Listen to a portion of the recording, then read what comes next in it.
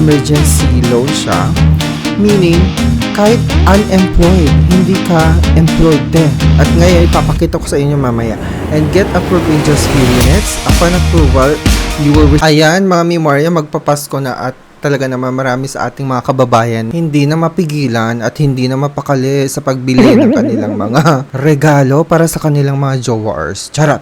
Sa kanilang mga relatives, kapamilyas, friends, and chumenimens. Siyempre, kaliwat kanan na naman ang gastusin. O, saan napunta ang inyong 13th month pay? Charot. Anyways, don't worry kasi meron tayong alternative cash loan na po pwede nyong utangan in times of needs and emergency situation. So, siya ay si Finbro. Yes, never heard? Charot. Never heard ka dyan. So, anyways, meron din siyang pa-promo na 0% interest for the first loan. Kung ikaw ay first time jutangera, tumutok ka dito kasi para sa'yo ang video na Itechi Warrior. Bago tayo magpatuloy, don't forget to subscribe sa aking channel na Team Marcos and of course sa aking mga social media accounts, TikTok and Facebook page na Team Marcos. Kasi dito sa channel na to, nang hihimay-himay tayo ng financial products and services such as savings, credit cards, loans, and of course mga OLA. Dito nagbibigay tayo ng awareness kung ano yung mga legit at not legit na mga pautangan. At syempre, para makapagbigay na rin tayo ng kaalaman kung ano yung mga dapat nyong applyan at hindi. Kaya tumutok ka lang dito sa aking channel. Don't forget to subscribe sa mga hindi pa nakakapag-subscribe. Mga mima. Kaya ito na, himay-himay na natin si Finbro. As you can see talaga naman, si Finbro ay nag-offer ng 1,000 pesos na pinaka-minimum loan amount and up to tumatangginting na 50,000 Kinebular pesos for repeated clients. And of course, itong 50,000 pesos na to, hindi ito bagsakan ha. Kailangan talaga magpakita ka muna ng magandang payment record or credit record kay Finbro para tumaas ang inyong credit limit. And disclaimer lang, hindi po ako promoter or endorser ng online loan na Itechi Warrior. Nagbibigay lang po tayo ng honest review based on my experiences and of course, sharing the other experiences na nakajutang na. Let's say for example, himay-himay na to 15,000 for new clients. That's the maximum loan amount na pwedeng majutang. Kapag repeated client ka, yun yung 50,000 pesos. Now, bakit si Finbro ang ating pipiliin? Kasi nga, itong si Finbro, hindi siya nangangailangan ng pagkadami-daming mga dokumento. Like mga payslip, mga ganon. Only one valid ID and selfie para makapag-proceed ka dito. Hindi mo na kailangan ng payslip. Kasi nga, itong si Finbro, good as emergency loan siya. Meaning, kahit unemployed, hindi ka employed pwede kang mag-apply dito. But still subject for approval. Syempre kasi, alam mo naman si Finbro is SEC registered at CIC accredited siya kasi nagsasubmit siya ng payment history sa CIC. Ang kagandahan din kasi niya is mabilis ang kanyang approval process. Get application approved within few minutes. Na-try ko na ito. Ang bilis-bilis ng application process. In just few minutes, malalaman mo na yung resulta. At very convenient siya kasi 24/7 mo siyang ma-access. Hindi mo na kailangan ng app. Hindi mo na kailangan mag-download pa ng malalang app or mag-install ng mga app na ganyan. Dito lang mismo sa website po pwede ka na mag-apply. Easy and fast service daw siya. Kasi nga, kapag mag-a-apply ka, very direct to the point siya. Personal information, fill out the application, pak, tapos yung ID mo, contact information, ganun lang. At ngayon, ipapakita ko sa inyo mamaya.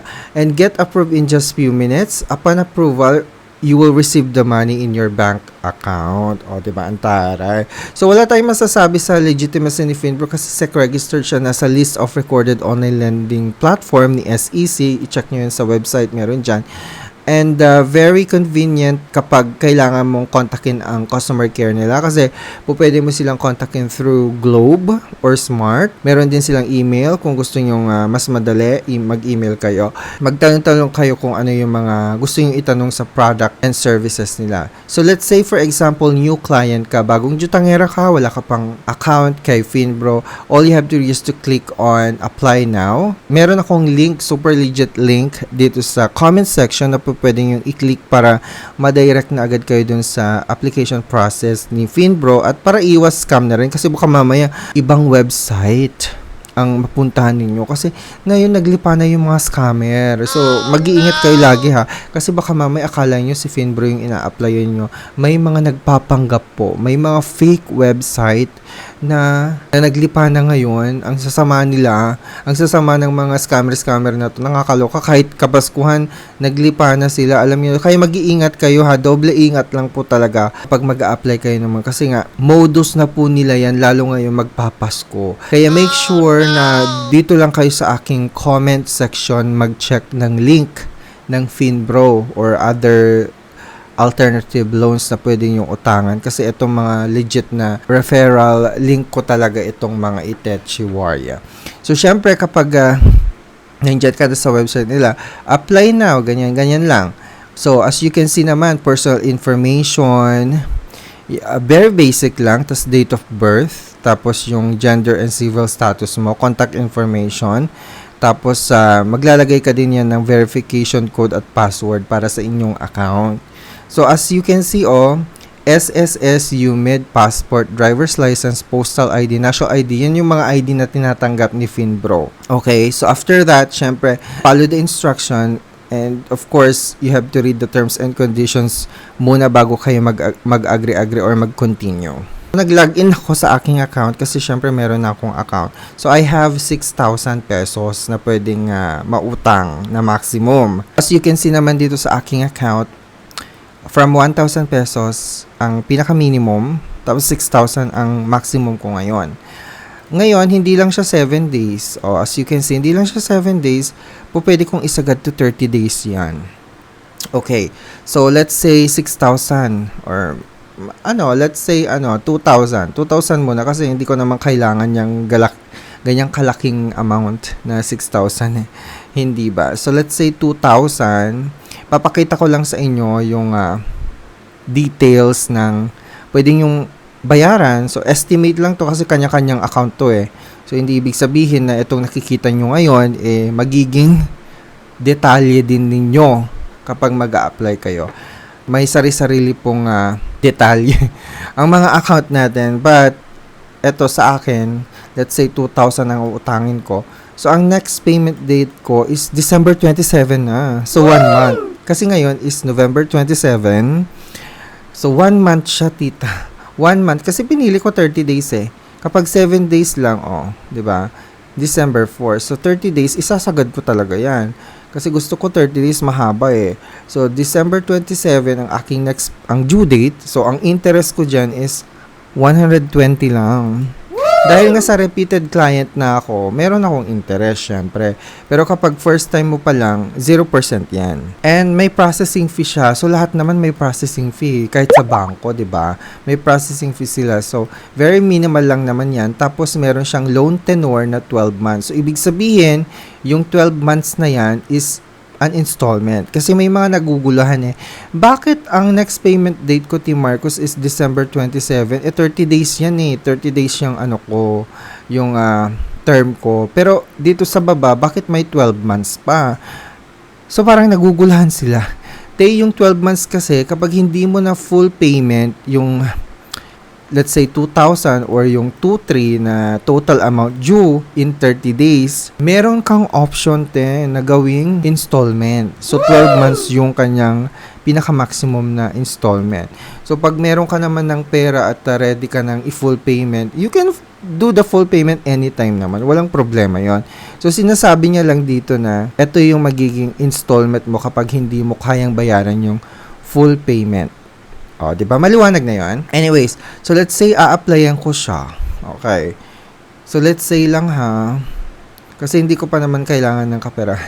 Charis. So as you can see, meron siyang borrower's advantage package na naka-default na check diyan. So ibig sabihin yung borrower's advantage package kasi yan yung mas mapabilis. Yun yung add-on. It's an optional na pwedeng yung i-add dyan sa application ninyo. So, you can get a high chance of getting approved by 50% daw. Sabi ni Finbro. Pwedeng yung i-check yan para wala ng kahassle-hassle, hindi ba?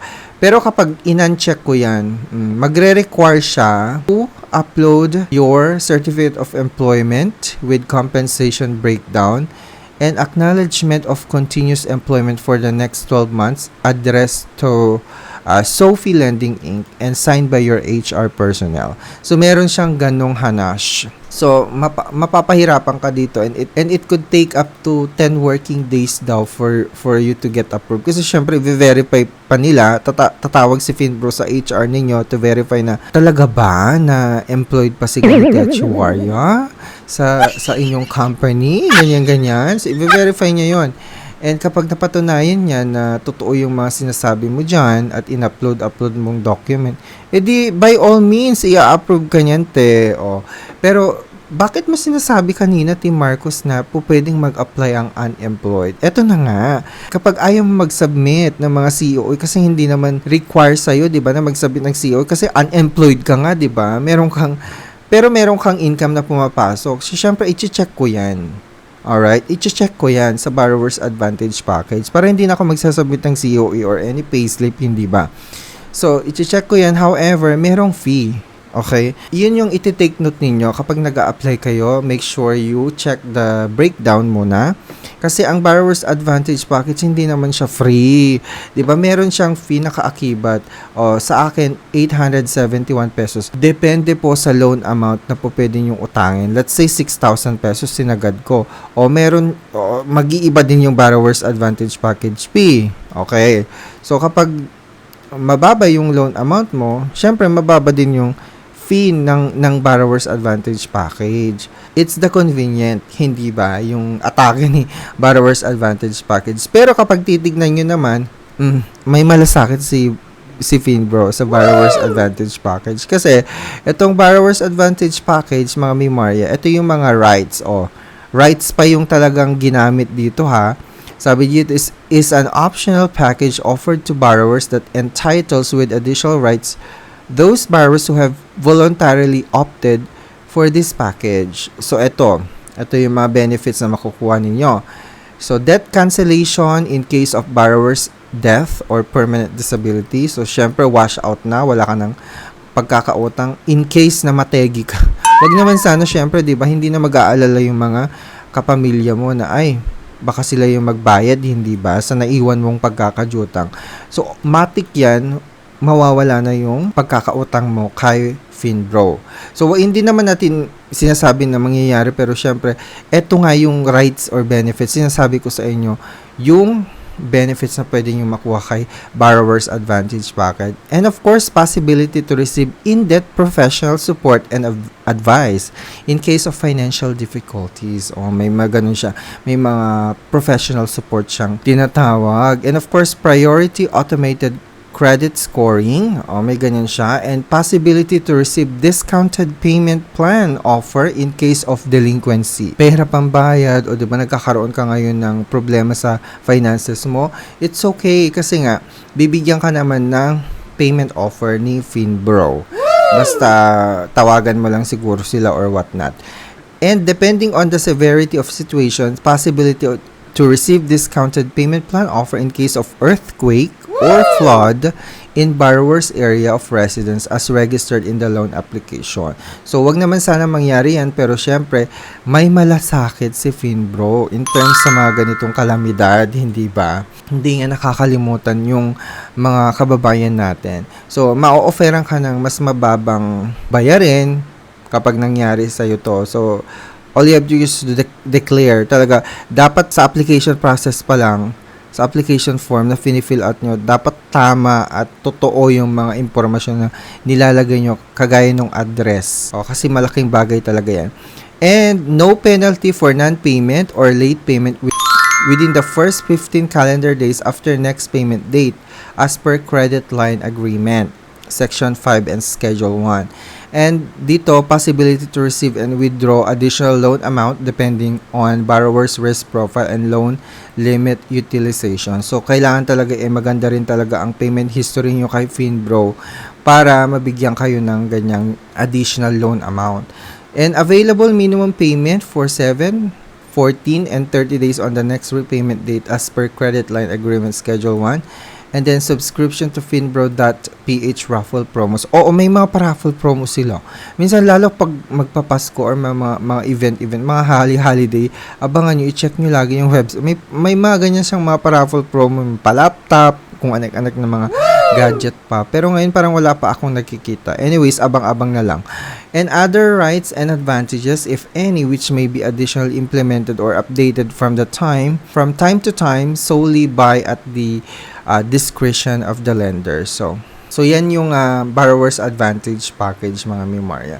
Siyempre, always check the terms and conditions pa rin before applying sa lahat ng mga pautangan, kagaya ni Finbro. Uutang lang talaga kayo kapag kailangan nyo at meron kayong inaasahan pambayad. Kasi baka mamaya sasabihin nyo na naman, wala akong pambayad, ganyan. Anong gagawin ko? Ganyan. O, diba? Ang pangit ng ganun, te. Anyways, yan yung kaibuturan ni Finbro. Kung interesado kong mag-apply, meron akong link dito sa comment section. I-click nyo lang yan. Super legit yan para iwas scam. At balitaan nyo naman ako kung na-approve na kayo, mga Mimaryo. Always be a responsible jutangera. And disclaimer, again, hindi po ako promoter, hindi po ako endorser ng Finbro. Itong mga sinasabi kong ito ay based sa aking experience, sa aking personal knowledge. I'm just sharing it to you and making you aware yung mga loans na inuutangan ninyo. But again, at the end of the day, kayo pa rin po ang magde-decide kung gugustuhin nyo mag-apply. Wala pong sapilitan at wala naman pong problemang umutang kasi kayo naman po ang uutang. And thank you.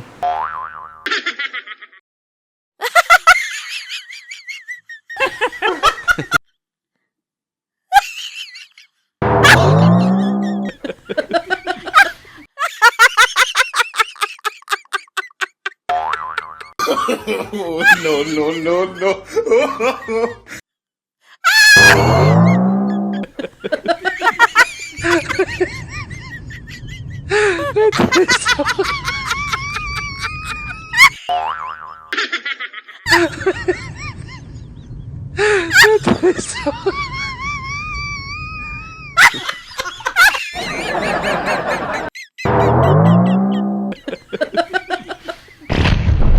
At mag-subscribe po kayo sa Team Marcos Channel para sa mas maraming himay-himay reviews at mga kaganapan sa mundo ng mga all